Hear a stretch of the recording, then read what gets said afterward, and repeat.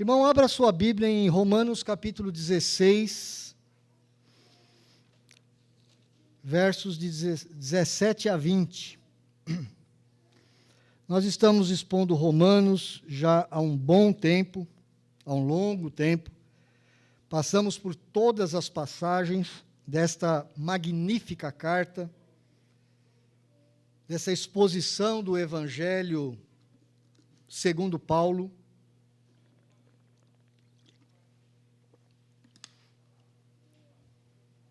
E nós damos continuidade hoje, e o tema que eu quero tratar com os irmãos é: o que precisamos para evitar o erro? O que precisamos para evitar o erro? Romanos 16,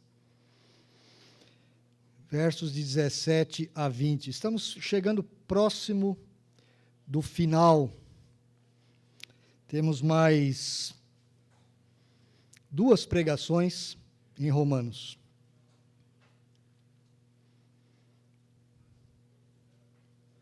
É uma carta profunda, meus irmãos, e é interessante que eu vou chegando ao fim dela e me dá vontade de voltar de novo.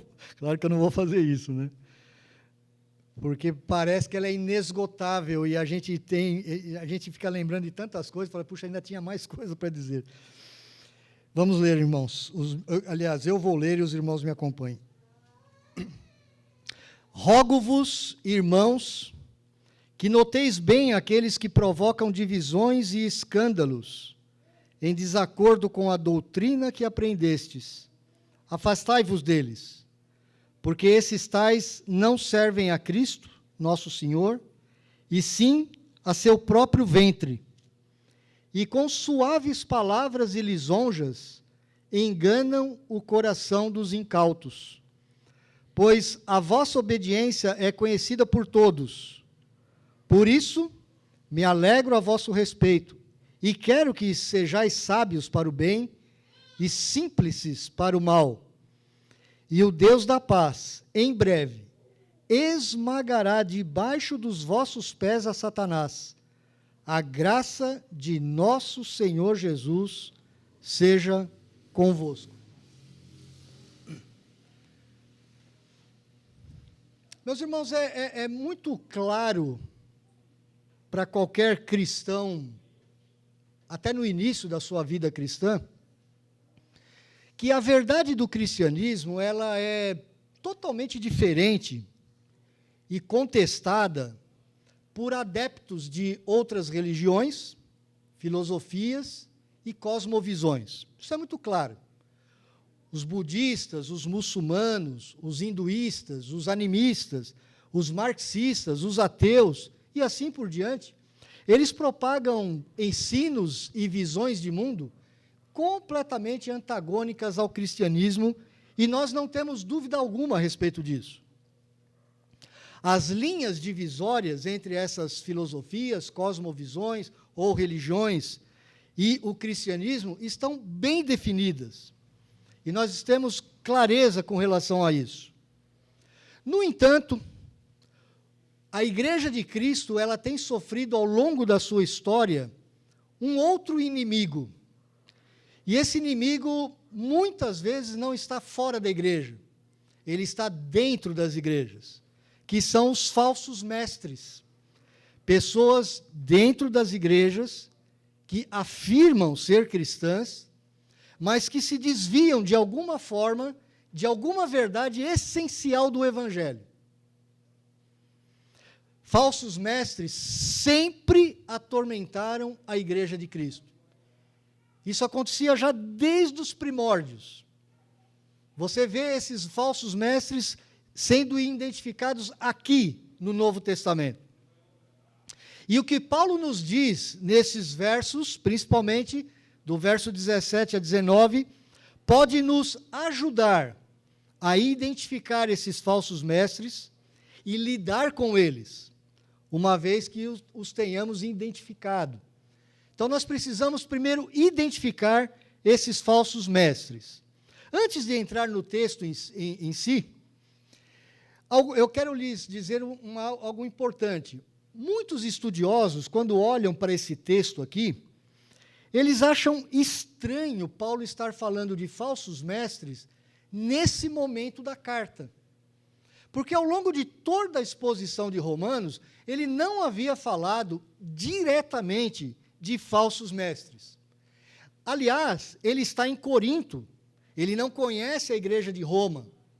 Então ele não tinha tanto conhecimento assim do que acontecia na igreja, a não ser de relatos de irmãos que estavam morando em Roma e que ele encontrara em outras cidades pelo mundo afora. Mas se a gente observar com cuidado alguns detalhes na carta de Paulo, a gente vai ver que tinham sim alguns perigos que aquela boa igreja, aquela igreja madura, aquela igreja forte enfrentava. E Paulo sabia disso. Você quer ver comigo? Abra em Romanos 3:8. Capítulo 3, verso 8.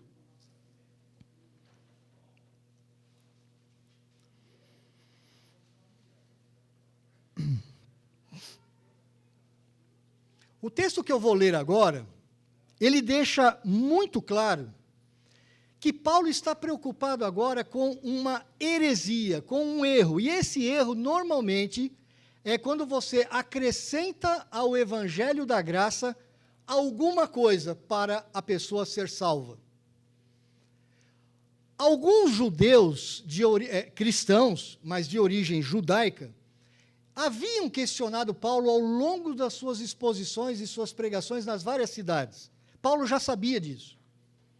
Porque esses judeus, eles diziam mais ou menos assim: olha, Paulo, nós acreditamos sim que Jesus Cristo é o Messias, que Jesus Cristo veio para nos salvar, que Jesus Cristo veio para trazer a graça de Deus sobre a nossa vida, mas não pode ser só por meio de Jesus Cristo. Não pode ser só pela graça. Talvez a gente tenha que participar com alguma coisa. Talvez a gente ainda tenha que guardar aquelas festas, aquelas dietas alimentares. Talvez a gente ainda tenha que circuncidar os gentios que estão abraçando o Evangelho. Então, eu aceito o Evangelho da graça, mas acho que temos que ainda fazer alguma coisa. E alguns criticavam Paulo dizendo assim: o evangelho que Paulo está pregando parece que é um evangelho água com açúcar. Parece um evangelho que diz assim: então é só pela graça, então nós não precisamos fazer nada, então quer dizer que a gente pode viver de qualquer jeito? E mesmo assim somos salvos pela graça? Será que é isso que Paulo está realmente ensinando? E Paulo fica bastante bravo quando ele recebe esse tipo de oposição. Em vez de ler o verso 8, eu quero que você me acompanhe a partir do verso 5, capítulo 3. Mas, se a nossa injustiça, a injustiça humana, traz à luz a justiça de Deus, que diremos? Porventura será Deus injusto por aplicar a sua ira? Falo como homem. Certo que não. Do contrário, como julgará Deus o mundo? Então, o que ele está dizendo aqui é: a nossa injustiça, ela traz à luz a justiça de Deus.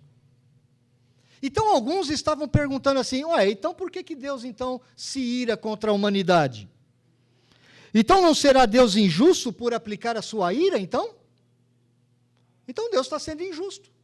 Porque ele está usando a própria injustiça humana para que à luz venha a própria justiça de Deus e nós glorifiquemos a Deus. Então Deus é injusto se ele está trazendo a sua ira sobre a humanidade. E Paulo responde: certo que não. Como Deus julgaria o mundo? Deus julga o mundo segundo a sua reta justiça. Agora o verso 7. E se por causa da minha mentira fica em relevo a verdade de Deus para a sua glória, por que sou eu ainda condenado como pecador? Então, alguns opositores de Paulo diziam assim: mas peraí, Paulo, então quer dizer que a mentira humana, ela coloca em relevo, ela exalta, ela coloca acima a verdade de Deus. Então, Deus usa das mentiras humanas, dos equívocos humanos, das injustiças humanas para revelar a sua justiça e a sua verdade. Então, a pergunta é: por que sou ainda então condenado como pecador? Por que Deus me condena como pecador?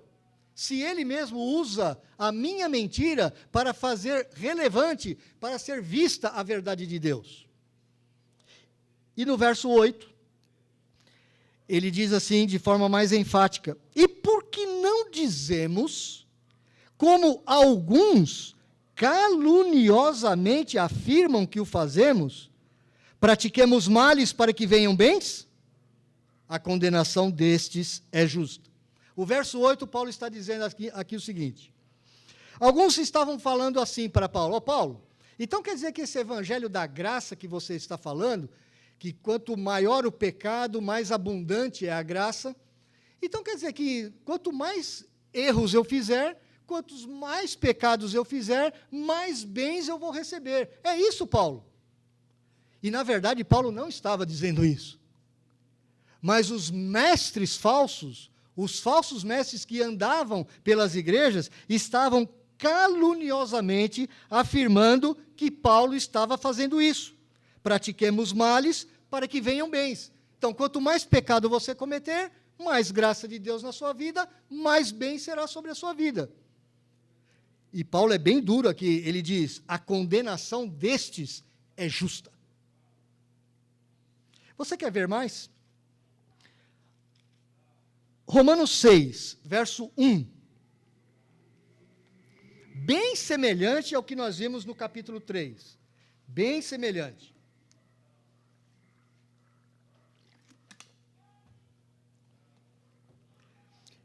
Que diremos, pois, 6:1, capítulo 6, verso 1.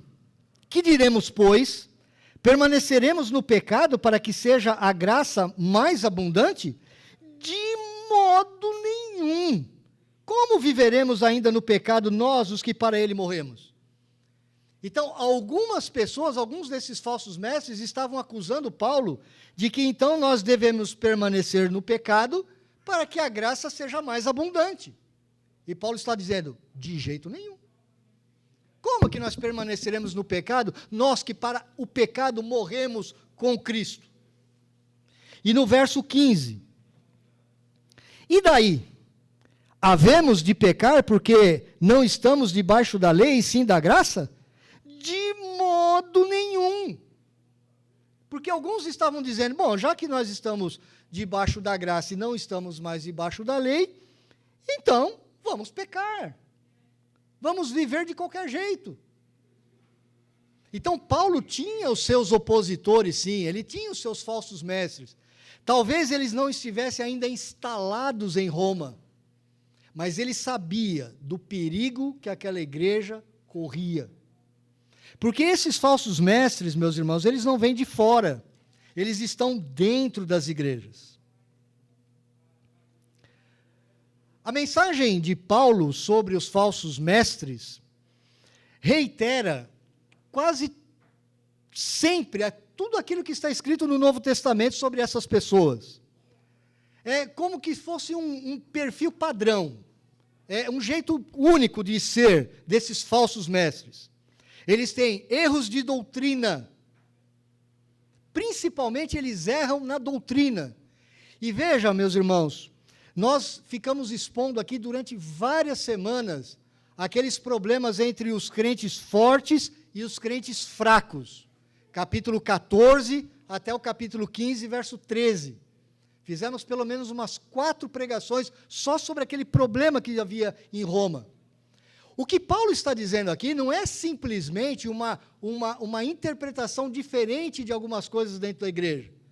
O que ele está falando aqui agora é heresia. São coisas que vão contra a essência do evangelho.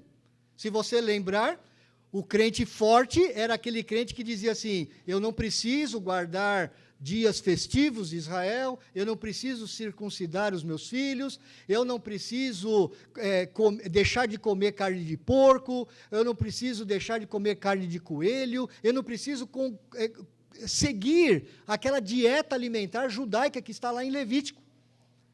Nós sabemos que somos salvos pela graça, e essas coisas já ficaram no passado. Cristo já cumpriu toda a lei cerimonial. Cristo, inclusive, cumpriu toda a lei civil de Israel. A única lei que permanece agora é a lei moral dos 10 mandamentos. E mesmo essa, Cristo já a cumpriu no nosso lugar. E alguns irmãos, então, achavam que não poderiam comer carne de porco, os outros achavam que poderiam comer carne de porco. Essas coisas, Paulo diz, vocês têm que se aceitar uns aos outros. Não briguem por isso. Mas o que Paulo está falando aqui agora é diferente. São erros doutrinários, são coisas que mexem com o coração do Evangelho. Paulo diz aqui 3 coisas sobre esses falsos mestres que nos vão ajudar a identificar esses falsos mestres que estão no meio da igreja de Cristo. E deixa eu esclarecer para você aqui, meu irmão, uma coisa. Eu não estou dizendo que esses mestres estão aqui, no meio dessa igreja. Quando eu falo igreja de Cristo, é a igreja de Cristo no mundo. Todas as igrejas verdadeiramente cristãs, existem falsos mestres espalhados por aí. Quais são as características deles? Primeiro, eu vou expor isso aqui com bastante calma. Eles servem a si mesmos em vez de servir a Cristo. Essa é a primeira característica que Paulo vai dizer sobre eles. Outra coisa, eles são oradores habilidosos e eficazes. Eles são pessoas carismáticas. Eles são pessoas que têm uma boa oratória. São pessoas que às vezes são piadistas, engraçados, fazem muita brincadeira, e eles conquistam as pessoas. E desde aquela época, essa é a característica de falsos mestres muito importante. Em terceiro lugar, eles criam divisões na igreja de Cristo. Paulo, então, em outras palavras, ele está nos revelando nesse texto os motivos dos falsos mestres, os meios que eles usam e os resultados do ministério desses homens. Primeiro, a motivação desses falsos mestres. E em vez de eles se concentrarem na glória de Deus e no bem da igreja, eles estão preocupados consigo mesmo. O orgulho costuma ser o pecado na raiz de todos os pecados. Eles estão muitas vezes à procura de status, de prestígio, de publicidade, e eles vêm para aquelas pessoas e eles ensinam coisas novas, novidades, que muitas vezes são estranhas ao Evangelho. E muitas vezes as igrejas, como aconteceu com o próprio apóstolo Paulo em Corinto, as pessoas falavam assim, ô Paulo, a gente não gosta muito de te ouvir, não. A gente gosta mais de ouvir aqueles outros mestres, porque eles vêm aqui com toda aquela oratória que eles aprenderam na escola de Alexandria, ou até mesmo na nossa escola de oratória aqui de Corinto. A maior escola de oratória naquela época era Alexandria, no Egito. A segunda maior escola de oratória era em Corinto. Então, o que esses mestres faziam? Eles aprendiam a eloquência, eles aprendiam como colocar as palavras no lugar certo, eles sabiam como manipular as pessoas com piadinhas, com brincadeiras, com jogadas, com frases de efeito. E era assim que eles enganavam a muitos. Enquanto que o próprio apóstolo Paulo e os verdadeiros mestres, eles estavam ali labutando na igreja todos os dias, pregando o caminho do Evangelho, e é um trabalho penoso para expor as verdades das Escrituras, a verdade da história da igreja. Você já percebeu que não há nenhuma revista de grande circulação que vai publicar qualquer coisa que um teólogo ortodoxo possa falar? O que normalmente eles fazem? O que os meios de comunicação fazem? Colocam ensinos de novidade. Olha, apareceu um pastor novo aí, apareceu um pastor pop, apareceu um pastor badalado, e ele está trazendo aqui uma nova visão do Evangelho. Ah, mas aparece na Veja, na Folha de São Paulo, em todos os programas televisivos, ele se torna bem visto. Porque esses homens, normalmente, eles estão ensinando falsidades, mas com um linguajar pomposo. E eles estão preocupados mais consigo mesmos. Eles estão preocupados mais com a sua fama, com o quanto eles vão ganhar do que realmente com a glória de Deus e com o bem da igreja. E muitas vezes, quando um falso mestre coloca uma nova visão, um novo ensino falso, é difícil para ele voltar atrás, se arrepender em público. Ele não volta atrás naquela visão. Meus irmãos, em primeiro lugar, então, nós precisamos nos certificar de que os ensinos e as ministrações de muitos mestres têm os motivos corretos.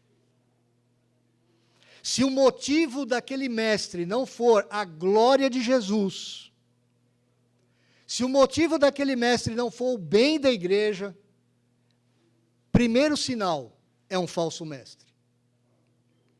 Se a pessoa traz o holofote muito para si mesmo, se ela quer aparecer demais, se ela quer trazer muita atenção para si, e levar algum lucro, alguma vantagem pessoal, é um falso mestre. Em segundo lugar, as visões que os falsos mestres propagam, elas são contrárias ao ensino bíblico. E muitas dessas visões, muitos desses ensinos, têm coisas ilógicas ali. Só que eles mascaram o problema com uma retórica, com um jeito de falar que parece bastante convincente. Eles usam truques da retórica, eles manipulam multidões. O apóstolo Paulo enfrentou isso em Corinto. Se você depois quiser ver o que Paulo sofreu com a igreja de Corinto, eu quero desafiar você a ler 1 Coríntios, capítulos 1 e 2, e depois 2 Coríntios, os capítulos 10 ao 13. Paulo gasta muito tempo ali defendendo o seu ministério. Porque muitos na igreja de Corinto estavam falando assim: ô Paulo, a tua presença não é uma presença assim muito pomposa. Alguns historiadores dizem que Paulo poderia ser um baixinho, meio careca, um homem talvez não muito agradável de se ouvir, um homem que provavelmente não fazia nenhuma gracinha, nenhuma piada, não contava nenhuma frase de efeito. E aqueles irmãos de Corinto estavam falando assim: Paulo, a gente não gosta muito de te ouvir. Você é meio secão. Você fica aí constantemente falando dessa verdade do Evangelho, verdade do Evangelho. Aí vem esses retóricos aqui, esses mestres retóricos, e eles nos empolgam com as suas falas.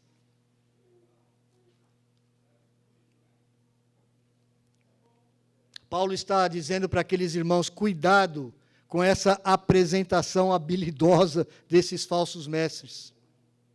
Meus irmãos, nós devemos sim ter um sermão cuidadosamente elaborado, isso não é errado. Nós devemos sim ter uma pregação a mais clara possível, a mais prática possível, e isso não é problema algum, mas nós não podemos, e você não pode aceitar, uma pregação que substitua a verdade de Deus por ou palavras extravagantes, ou por artifícios retóricos, ou por ilustrações agradáveis aos ouvidos.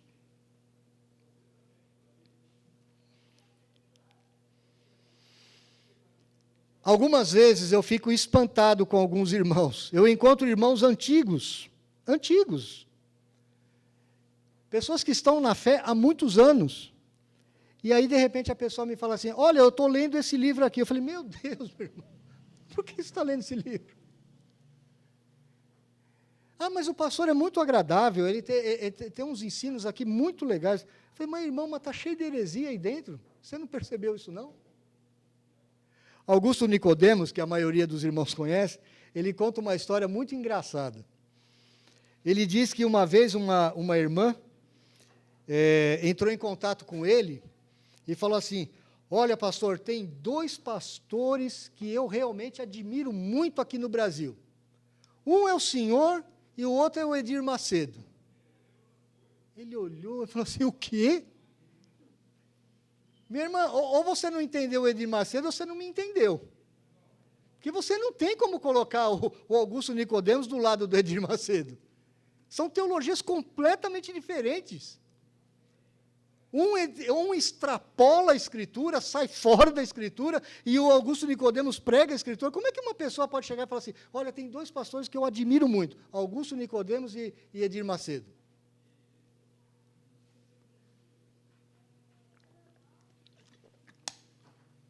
Meus irmãos, nós precisamos conhecer as Escrituras, nós precisamos nos preocupar com doutrina.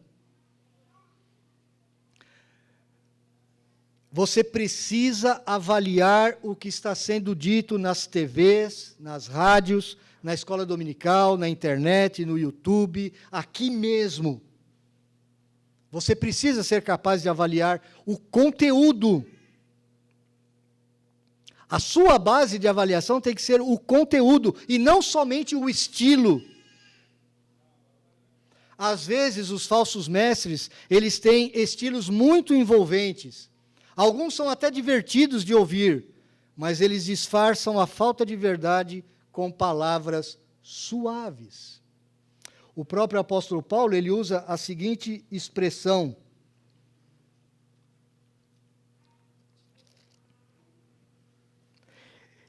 no verso 18 ele diz assim, porque esses tais não servem a Cristo, nosso Senhor, e sim a seu próprio ventre, e com suaves palavras e lisonjas, eles enganam o coração dos incautos. Palavras suaves significa promessas vãs. A palavra original pode ser traduzida por promessas vãs, promessas que não podem ser cumpridas. E lisonjas eles gostam de falar aquilo que o povo gosta de ouvir. O falso mestre é craque nisso, meu irmão. Ele gosta de falar palavras que as pessoas querem ouvir, e eles sabem disso. Eles são pessoas muito perceptivas, são pessoas perspicazes, e eles normalmente ou lançam promessas que nunca serão cumpridas, que a própria palavra de Deus não lhes diz, palavras suaves, e também lisonjas, elogios, ou seja, alguma coisa que vai fazer você acreditar e gostar daquilo que você está ouvindo.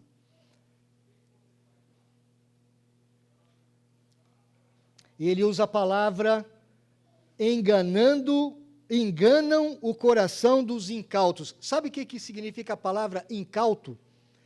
É a pessoa simplória. É a pessoa que não se preocupa com a doutrina, que não faz aquela avaliação da doutrina que está sendo recebida. São normalmente aquelas pessoas que hoje em dia dizem assim, esse negócio de doutrina, isso não me interessa. Isso aí é lá para o pastor. Eu não preciso saber de doutrina. Você já deu o primeiro passo para ser iludido e enganado. Você precisa conhecer as Escrituras, meu irmão. Um reformado, ele tem obrigação de conhecer as Escrituras. Um presbiteriano é obrigado a conhecer as Escrituras. Por isso nós temos escola dominical, por isso nós estamos constantemente estudando as Escrituras, porque você precisa conhecer a verdade. Dizem os especialistas da Casa da Moeda, os da Polícia Federal, a melhor forma de você descobrir quando uma nota de dinheiro é falsa, não é estudando as notas falsas, é estudando bem a nota verdadeira. Se você conhecer todos os detalhes de uma nota verdadeira, se você for um perito, você bateu o olho nela, você sabe, essa é verdadeira, a outra é falsa. Eles não gastam tempo estudando as falsas, eles gastam tempo estudando a verdadeira. Mas se você não gasta tempo estudando a verdadeira, meu irmão, você dificilmente vai conseguir discernir um ensino falso de um falso mestre.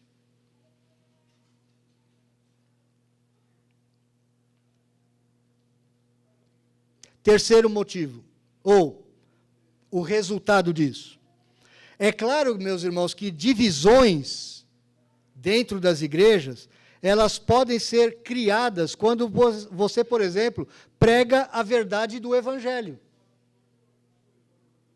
Como?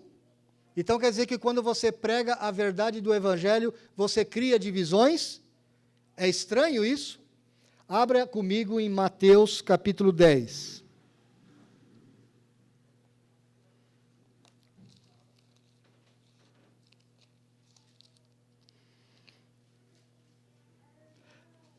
Mateus capítulo 10, a partir do verso 34.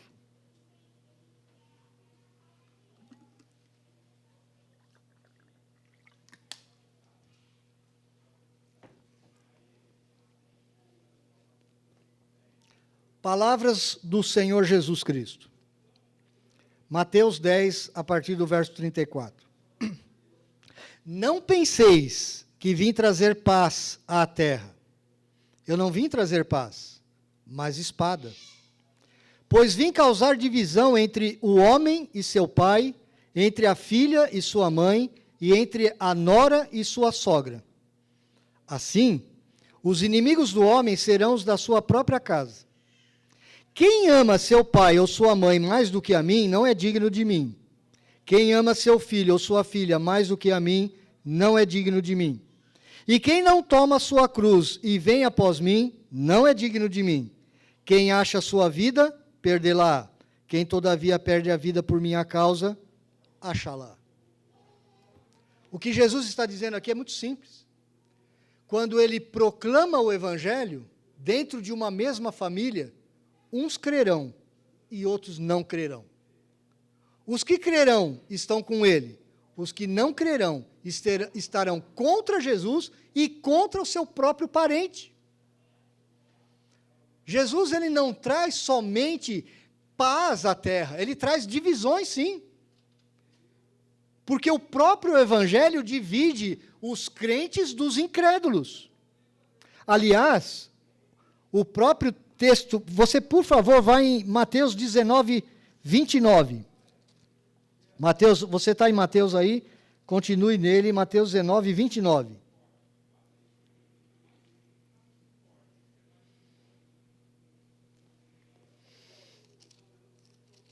Deixa eu ver se é 29 ou 19, espera aí. Mateus 19, 29, isso mesmo. E todo aquele que tiver deixado casas, ou irmãos, ou irmãs, ou pai, ou mãe, ou mulher, ou filhos, ou campos, por causa do meu nome, receberá muitas vezes mais,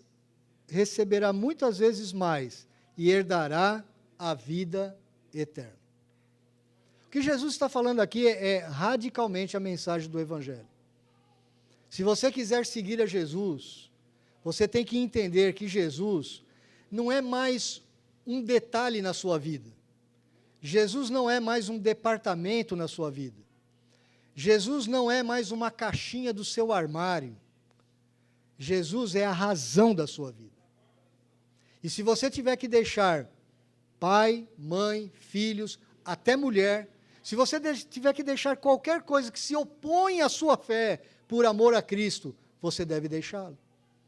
Porque Jesus é o maior valor da nossa vida, simples assim.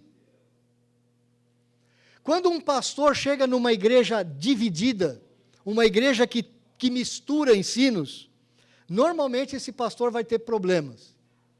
Porque quando ele começa a pregar o verdadeiro evangelho, uma parte daquela igreja não vai gostar. Ela vai se incomodar.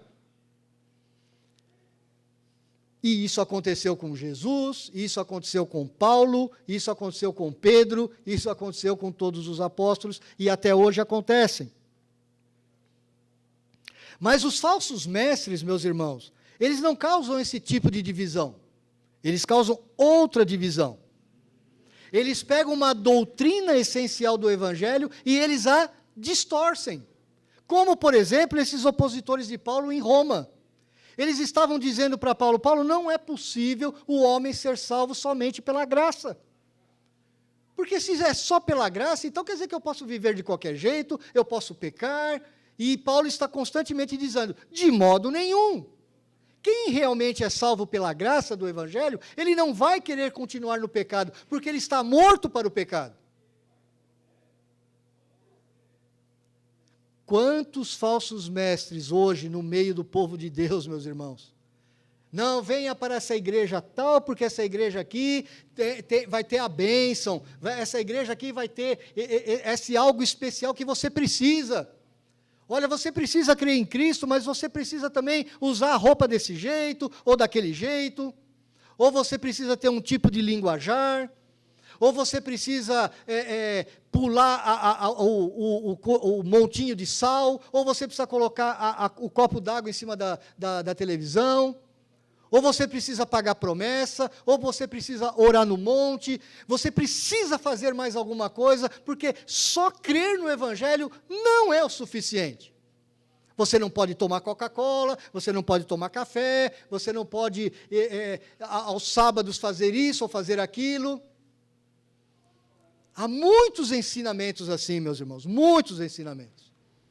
Tentando acrescentar ao Evangelho alguma coisa além do Evangelho. Você lembra de Pedro, quando ele foi repreendido por Paulo, nas igrejas da Galácia? Paulo viu isso acontecer e ele ficou revoltado com Pedro. E veja, Pedro era o líder do colégio apostólico. Ele era o líder. E Paulo deu uma dura no Pedro, falou assim, como é que é, Pedro? Enquanto não tinham os judeus da gema aqui, você comia junto com os irmãos gentios, você estava comendo carne de porco, você estava comendo um toicinho, você estava comendo um coelho assado, você estava tomando vinho junto com os irmãos. De repente, quando vêm os judeus, você sai de perto deles e diz assim, eu não os conheço. O que você está ensinando com isso? Que só o Evangelho não te salvou. Você ainda precisa estar amarrado com aquelas regras dos judeus. Meu irmão, toda vez que você acrescenta alguma coisa ao Evangelho, você está mascarando o Evangelho. Você está mexendo na essência do Evangelho. Por isso, por exemplo, a Igreja Católica Apostólica Romana, nós não a consideramos uma igreja cristã. Porque a sua doutrina não diz que você é só salvo pela graça. Você tem que ter a graça, mas você tem que ter boas obras. Só a graça de Jesus não salva, né, um membro da Igreja Católica. O Testemunha de Jeová, além das grandes heresias que tem, eles consideram o seu livro, a Bíblia da tradução do Novo Mundo, como um documento maior do que a própria Escritura. Os Mormons têm o livro dos Mormons. Os Adventistas têm os livros da Ellen Golden White, a sua profetisa. Edir Macedo tem, a sua palavra tem mais autoridade do que a própria Escritura. O Papa, o que ele fala, está acima da Escritura. A tradição católico-romana está acima da Escritura, porque só o Evangelho não basta. É disso que Paulo está falando.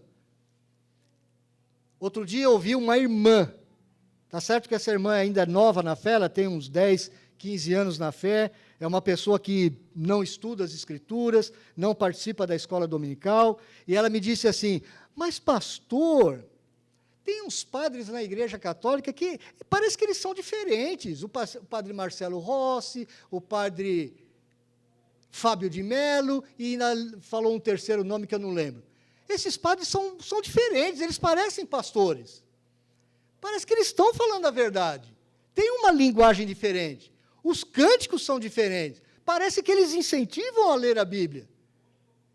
Eu tive que falar assim para minha irmã, volte para as Escrituras, minha irmã. Esses são os piores, porque eles fazem aquele travestimento de palavras gostosinhas e bonitinhas, parecem evangélicos, parecem que estão pregando o Evangelho da graça, mas não estão. Porque eles continuam crendo nas mesmas doutrinas do século XVI. A Igreja Católica não mudou em nada as suas doutrinas fundamentais. Absolutamente nada. Os mesmos motivos que levaram Calvino, Lutero e Knox e tantos outros a darem as suas vidas pela reforma na Idade Média, continuam sendo os mesmos motivos hoje. Nós somos salvos pela graça por meio da fé. Nós somos justificados por graça por meio da fé. Nada pode ser acrescentado a isso.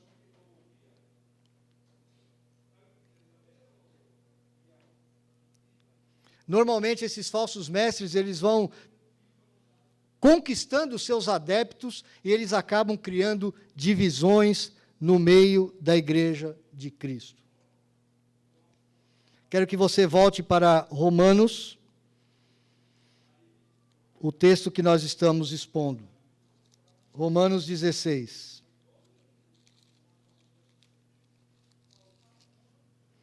Rogo-vos, irmãos,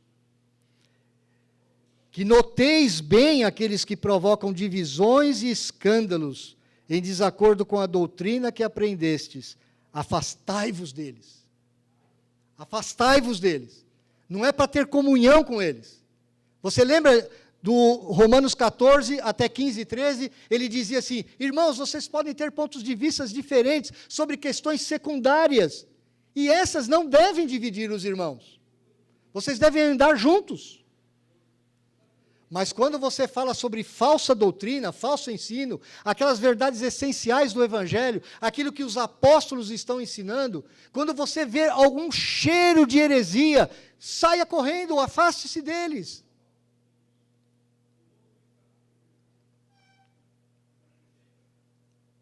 Escândalos, a palavra escândalos, ela significa pedra de tropeço.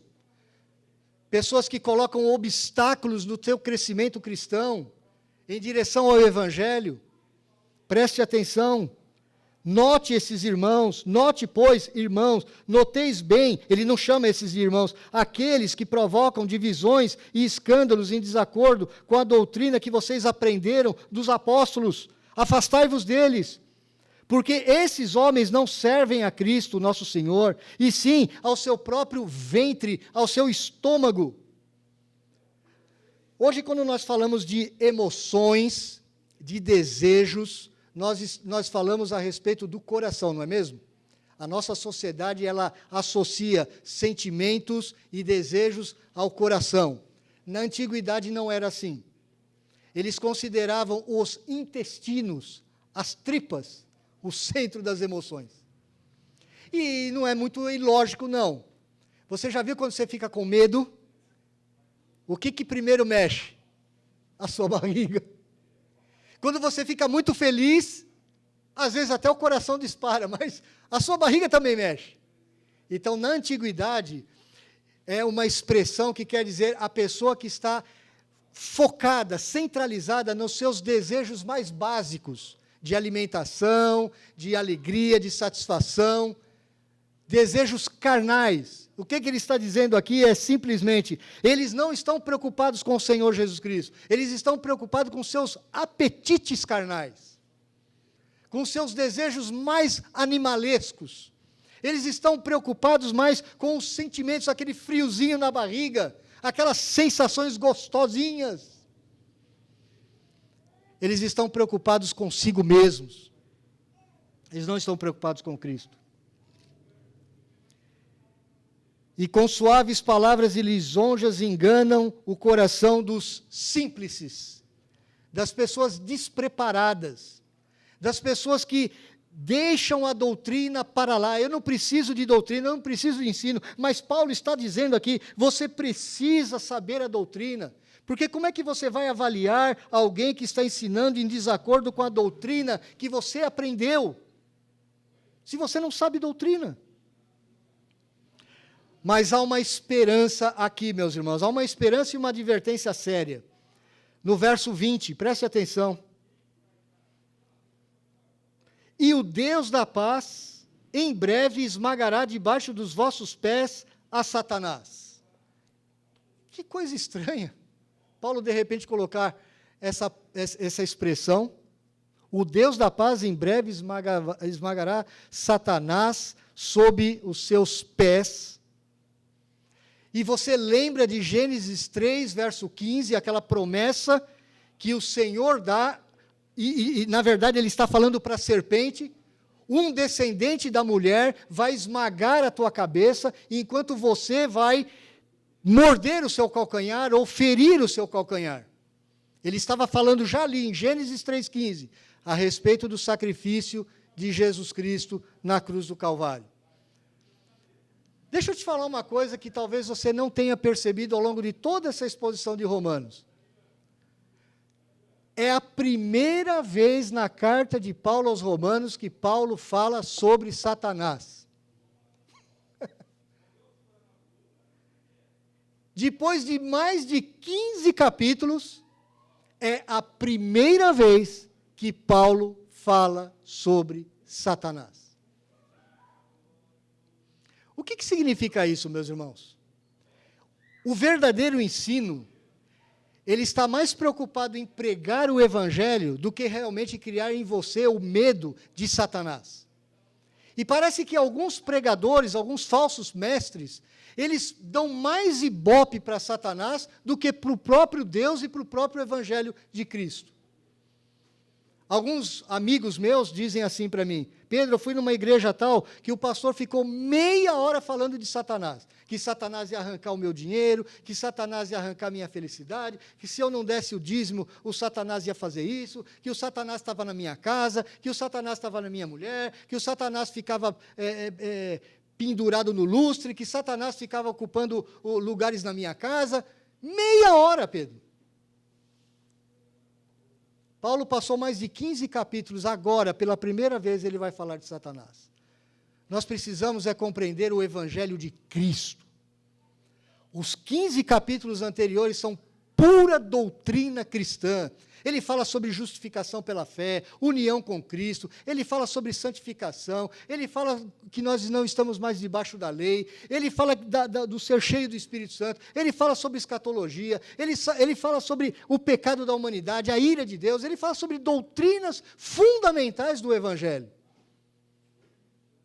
O que ele quer dizer aqui para nós? Que, na verdade, quem está por trás desses falsos mestres é o próprio Satanás. Sabe como é que Satanás engana a igreja de Cristo? Através dos falsos mestres e das falsas doutrinas antibíblicas.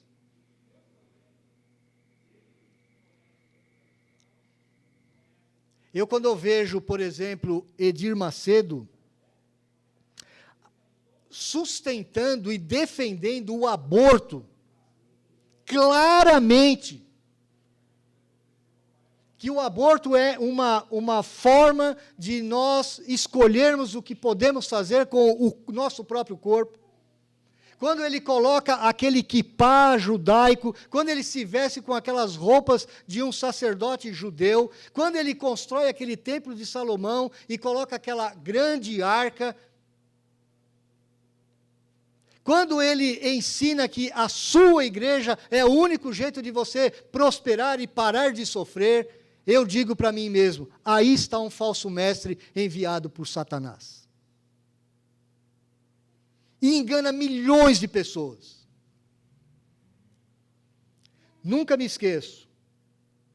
Encontro da Juventude Católica Mundial no Rio de Janeiro, alguns anos atrás. E eu acompanhei toda aquela movimentação durante uma boa parte do tempo. Eu tinha alguns amigos que foram para lá.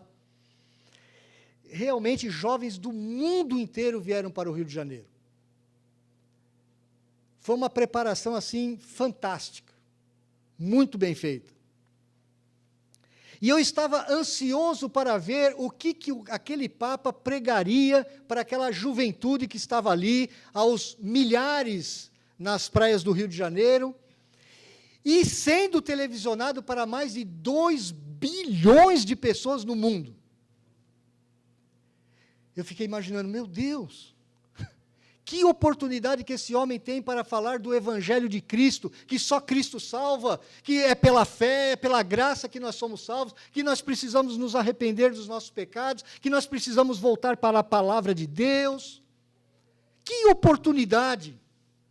E eu tive a paciência de ouvir aquele homem falando por um bom tempo, e ele não falou nada a respeito da cruz do Senhor Jesus Cristo.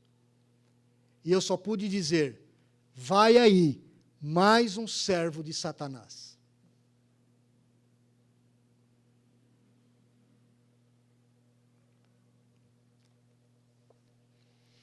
Quando Paulo menciona Satanás aqui, pela primeira vez na sua carta, ele está falando de algo sério. Falsos ensinamentos, meus irmãos. Quem está por trás de falsos ensinamentos é o próprio Satanás, que quer enganar o povo de Deus. Ele é o grande mentiroso. E uma das suas armas é o ensino egocêntrico e promotor de divisões. Mas como Paulo diz mesmo aqui, o Deus da paz, em breve, esmagará debaixo dos vossos pés a Satanás. A promessa foi feita em Gênesis 3, verso 15.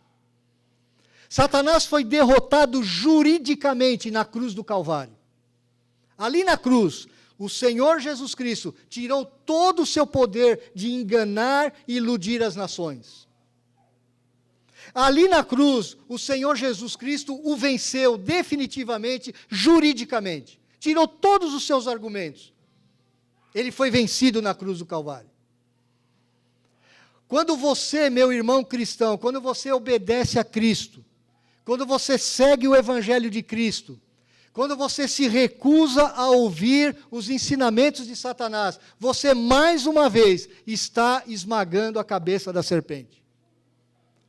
Mas haverá um dia, quando o Senhor Jesus Cristo voltar, Ele vai esmagar definitivamente a Satanás, porque ele será lançado no inferno. Quando o Senhor Jesus Cristo voltar, Ele vai aplicar todas as sanções contra Satanás. E todos os falsos mestres serão lançados no inferno, junto com Satanás. Ele foi derrotado, ele está sendo derrotado pela sua vida de obediência, e ele será derrotado na volta do Senhor Jesus Cristo. Jesus é quem esmaga a cabeça da serpente, tanto na cruz do Calvário, como no seu retorno, na sua segunda vinda. Mas o seu povo também faz parte da vitória. Eu quero ler isso aqui para você, eu coloquei isso inclusive no nosso grupo de WhatsApp. Satanás, ele sofre uma derrota cada vez que alguém coloca a sua fé em Cristo. Cada vez que alguém recebe a sua justiça e escapa do inferno. Cada vez que um cristão obedece a seu Pai com alegria. E cada vez que o povo de Deus adora junto, com fé e unidade, nós derrotamos a Satanás. Finalmente ele diz, a graça de nosso Senhor Jesus seja convosco, como querendo dizer, vocês precisam da graça de Deus. Com todas essas identificações, meus irmãos, ainda assim nós precisamos da graça de Deus. Eu tenho ficado espantado, porque passam-se anos. Eu já lhes falei, eu estou na Vila Maria há 40 anos, vai fazer 41. E eu fico estarrecido. De repente eu encontro um irmão, ou eu fico sabendo de um irmão. Onde que está aquele irmão? Foi para a Testemunha de Jeová. Eu falei, como assim? O que ele fez na escola dominical da Vila Maria, que é uma baita da escola dominical? Um grande ensino. Como que essa pessoa foi para a Testemunha de Jeová? Ah, não, mas ele não frequentava a escola dominical. Ah. E o irmão fulano, onde está? Ah, está na igreja daquele do chapelão. O quê? Como assim? Mas o que aquele irmão aprendeu na igreja durante anos? Não, mas aquele irmão ia pouco na igreja. Ele também não era muito chegado em estudar doutrina. E a contagem não para do Siene. A contagem não para.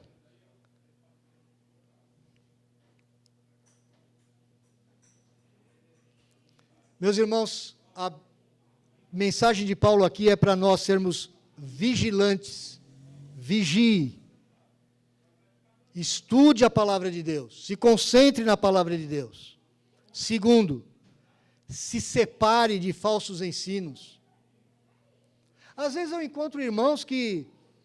Eu falo, irmão, o que você está fazendo de devocional? Eu estou assistindo o programa do fulano tal. Eu falei, meu Deus do céu. Heresia pura, meu irmão. Sai fora disso. Tem tanta coisa boa. Em terceiro lugar, discernimento. Você precisa aprender a discernir a falsa doutrina da verdadeira doutrina. Que Deus tenha misericórdia de todos nós, meus irmãos, que nós possamos fazer esses testes. 3 perguntas que você tem que guardar aqui. Esse ensino que o mestre está trazendo, ele concorda com a Escritura? Está batendo com a Escritura? Está de acordo com a Escritura? Eu falei isso na escola dominical hoje pela manhã. Quinta-feira eu fui pregar o Evangelho para uma pessoa, uma senhora de 60 e poucos anos, e eu comecei a confrontá-la com a Escritura. Ela disse assim para mim, não, mas eu sou crente, eu creio em Jesus. Tá bom. Aí comecei, mas e aqui, irmã, você concorda com isso aqui? Não, mas isso eu não entendo assim. Eu falei, como assim? Você não entende assim, mas é o que a palavra de Deus está dizendo para você. Não, mas mas lá na minha igreja fala de forma diferente. Eu falei, então a sua igreja é falsa, minha irmã. A sua igreja é falsa, desculpe. E ela não gostou nem um pouquinho quando eu falei isso. Então, o ensino que você crê, você tem que concordar com a Escritura. Segunda pergunta que você tem que fazer para o ensino. Esse ensino é para a glória do Senhor Jesus Cristo, para o bem da igreja? Ou para a promoção pessoal do camarada? Ou para a promoção da própria igreja dele? Ou para ele aumentar os dízimos? Ou para ele aumentar a arrecadação? Qual é o objetivo? Faça essa pergunta. Terceira pergunta. Promove o bem da igreja? Ou promove confusão e divisão? Essa palavra que Paulo encaixa aqui, justamente no fim, quando ele está dando as saudações finais, porque ele julga que isso é importante para uma igreja forte como a de Roma. Você viu que eu pulei? Ele diz assim, a vossa obediência é conhecida por todos, por isso me alegro a vosso respeito, e eu quero que vocês sejam sábios para o bem e simples para o mal. Eu quero que vocês estejam treinados no bem. Eu quero que vocês conheçam bem a doutrina. Mas eu quero que vocês sejam afastados do mal de qualquer forma. E ele está escrevendo para uma igreja forte. Essa é uma palavra para cada um de nós, meus irmãos.